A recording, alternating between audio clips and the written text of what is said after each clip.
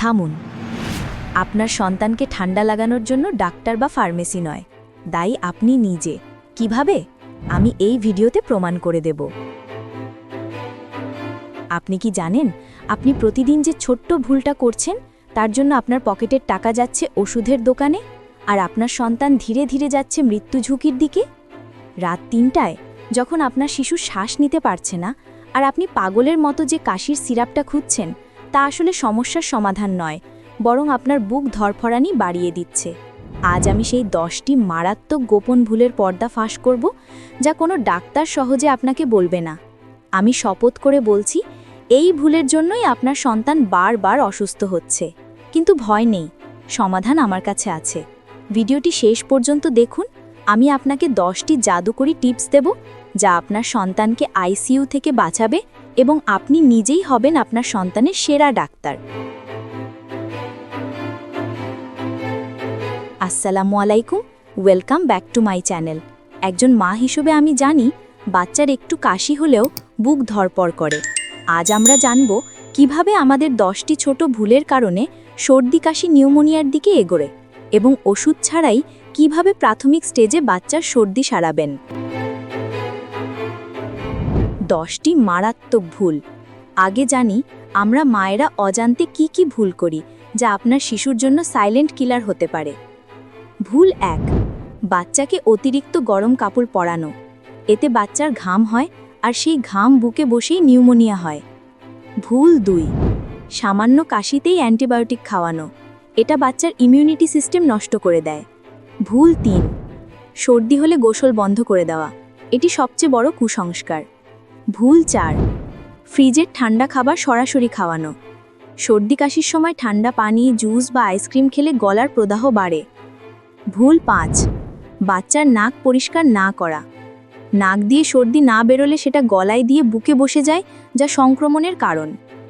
ভুল 6, দিনে একবারই পোশাক পরিবর্তন করা। সর্দি লাগা অবস্থায় বাচ্চার জামাকাপড় ঘন ঘন ভিজে যায়।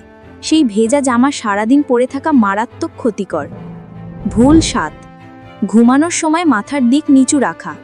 সর্দি হলে মাথার দিক উঁচু করে না রাখলে সর্দি সহজে বের হতে পারে না এবং শ্বাস নিতে কষ্ট হয়। ভুল 8, ধোঁয়া বা কয়েল ব্যবহার। মশা তাড়ানোর কয়েল বা তীব্র পারফিউম ব্যবহার করলে বাচ্চার শ্বাসনালীতে জ্বালা করে কাশি বেড়ে যায়। ভুল 9, ডাক্তারের পরামর্শ ছাড়া বড়দের কাশির সিরাপ বা প্যারাসিটামল ব্যবহার। এতে কিডনি বা লিভারের ক্ষতি হতে পারে। ভুল 10, যিনি অসুস্থ তাকে দিয়ে বাচ্চাকে কোলে নেওয়া। পরিবারের কোনো সদস্যের সর্দি কাশি হলে তার থেকে বাচ্চাকে দূরে রাখুন বা মাস্ক পরিয়ে দিন। এটি খুবই সংক্রামক। 10টি জাদুকরী ঘরোয়া সমাধান। এখন আসুন 10টি জাদুকরী ঘরোয়া সমাধানে, যা আপনার শিশুকে দ্রুত সুস্থ করবে। এগুলো দাদি নানির আমল থেকে পরীক্ষিত এবং আধুনিক বিজ্ঞান দ্বারা সমর্থিত। 1, সরিষার তেল ও রসুনের ম্যাজিক। খাঁটি সরিষার তেলে 2 কোয়া রসুন এবং কালো জিরা দিয়ে গরম করে কুসুম গরম অবস্থায় বাচ্চার পায়ে, হাতে এবং বুকে ম্যাসাজ করুন। 2, ভাপ বা স্টিম থেরাপি। বাচ্চার নাক বন্ধ হলে নেবুলাইজার বা গরম পানির ভাপ নিন। এটি কফ তরল করে বের করে দেয়। 3, হলুদ মধু মিশ্রণ। 1 বছরের ওপরে 1 চামচ মধুর সাথে সামান্য হলুদ গুঁড়ো মিশিয়ে দিনে 2-3 বার দিন। মধু গলাকে আরাম দেয় এবং হলুদ প্রদাহ কমায়। 4, জোয়ান বা আজওয়াইনের পোটলা। জোয়ান বা জোয়ান গরম করে একটি পরিষ্কার কাপড়ে বেঁধে বাচ্চার বুকে বা বালিশের পাশে রাখুন। এর ধোঁয়া নাক খুলে দেয়। 5, আদা, তুলসী, গোলমরিচ কাত। 1 বছরের উপরে সামান্য আদা, কয়েকটি তুলসী পাতা এবং 2-3টি গোলমরিচ দিয়ে পানি ফুটিয়ে ঘন কাত তৈরি করে দিন। এটি প্রাকৃতিক ইমিউনিটি বুস্টার। 6, গরম লবণ পানি দিয়ে গার্গেল। বড় বাচ্চাদের জন্য 4-5 বছরের উপরের বাচ্চাদের জন্য এটি কাশি কমানোর সেরা উপায়। 7, ঘন ঘন উষ্ণ তরল পান করান। ঠান্ডা পানি একদম নয়। গরম পানি, স্যুপ বা লেবু পানি বারবার খাওয়ান। এতে কফ ঘন হতে পারে না। 8, স্যালাইন ন্যাজাল ড্রপ বা ন্যাজাল স্প্রে। নাক বন্ধ হলে ডাক্তারের পরামর্শ অনুযায়ী স্যালাইন ড্রপ ব্যবহার করে নাক পরিষ্কার করে দিন। 9, ঘরকে আর্দ্র রাখা। বা হিউমিডিফায়ার। ঘরের হাওয়া যেন শুষ্ক না থাকে। ঘরে গরম পানির বাটি রাখুন বা একটি হিউমিডিফায়ার ব্যবহার করুন। 10. ঘুমন্ত অবস্থায় মাথার দিক উঁচু রাখা।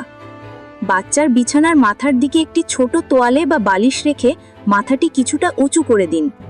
এতে শ্বাস নেওয়া সহজ হবে এবং সর্দি গলায় নেমে আসবে না। ডাক্তার কখন দেখাবেন? কিন্তু সাবধান, এই লক্ষণগুলো দেখলে এক মুহূর্ত দেরি না করে সোজা হাসপাতালে যাবেন।